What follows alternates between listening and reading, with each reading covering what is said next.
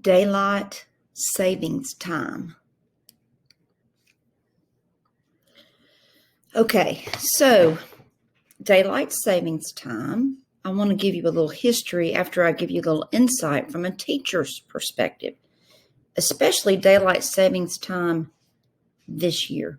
Okay, in the spring, we spring forward, and that usually brings students walking in barely, having really, if you look at it, lost 2 hours of sleep because that extra time of daylight, they've stayed up later because they've been able to hang out with their friends, and the little ones have been able to play longer, and then yet they've got to get up earlier.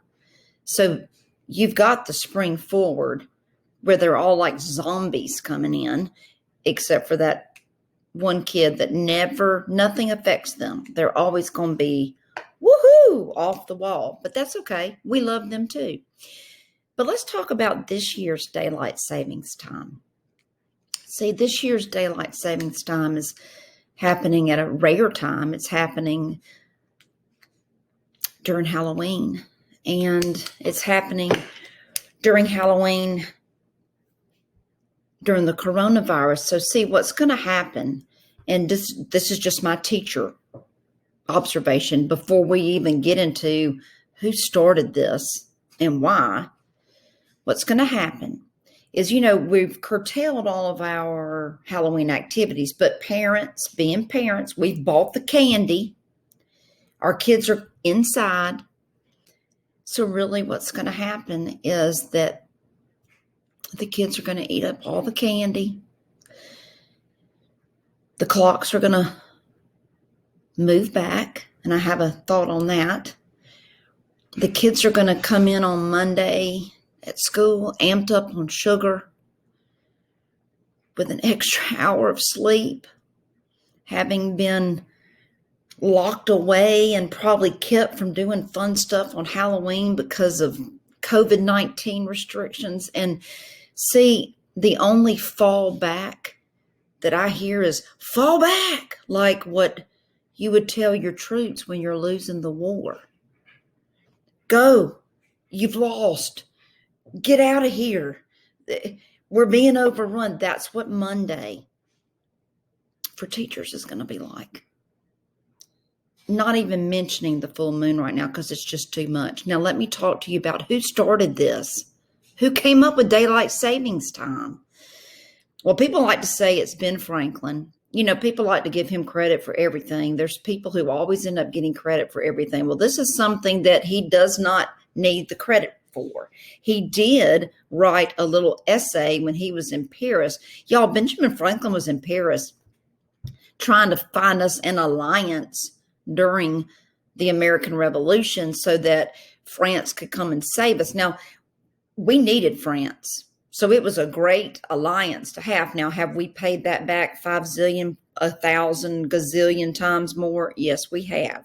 But, so we've got Benjamin Franklin, and he wrote a satirical, satires, kind of tongue-in-cheek essay about how Paris could save so much money and the Parisians could save so much money if they just utilized the daylight hours, because they were burning so many candles staying up late. Okay, they were burning the candles, staying up late to do all the fun things that the Parisians do. Okay, so in his little tongue-in-cheek, he said, hey, just add some time to the daylight, or get up earlier. Benjamin Franklin did write the term or coined the phrase, of early to bed, early to rise makes a man healthy, wealthy, and wise. So we all know he's about getting up early.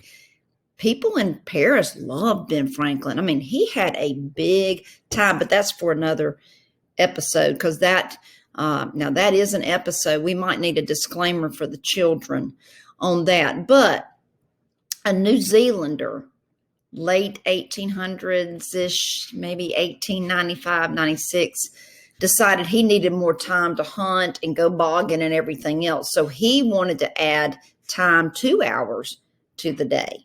Well, the idea kind of merged its way over through Europe And then when Germany was in the Great War, which is also known as World War One, they decided to take an extra hour or hours in the day so that they'd have more time in the sunlight and the daylight and wouldn't have to burn all this fuel. It takes fuel for a war, frankly. I mean, you're having to have lights on, everything else that costs money. Doesn't it cost you money? It costs you money to burn your lights, doesn't it? So Germany started doing that. Well, Great Britain said, well, that's not a bad idea. We're going to do it too. And Austria started doing that. Now, y'all, Austria was an ally of the Germans in the Great War in World War One. Austria-Hungary was. So they started doing the same thing. Well, come 1918, when we're involved in the war, we do the same thing so that we can get the most out of our day. Now, things reverted back. Now, not everybody acknowledges daylight saving time, okay? But back during World War II, we revamped it again, and we stayed on daylight saving time, I think, year-round pretty much until the end of the war, 1945. So Roosevelt said, hey, we need this. And they called it wartime, not daylight saving time. It was wartime because we needed the daylight hours. Okay. So it is vacillated, going back and forth. People say, well, it's for the farmers. It's not necessarily for the farmers. The farmers some of them really didn't like it. Now, can you farm more maybe when you have more daylight? Yes. Did we need farmers during World War One and World War II to harvest the crops and can the food and get it over to the soldiers? Yes. So yes, the farmers use it. But that is a little history of this thing we call daylight saving time that is going to wreak havoc on us, the teachers. Pray for us on Monday.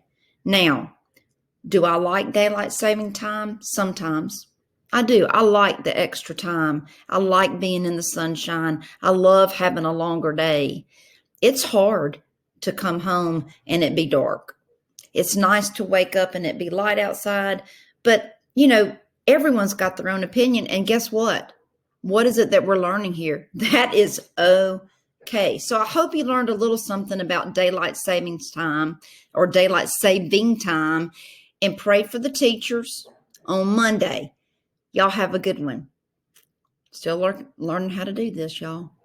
Stop.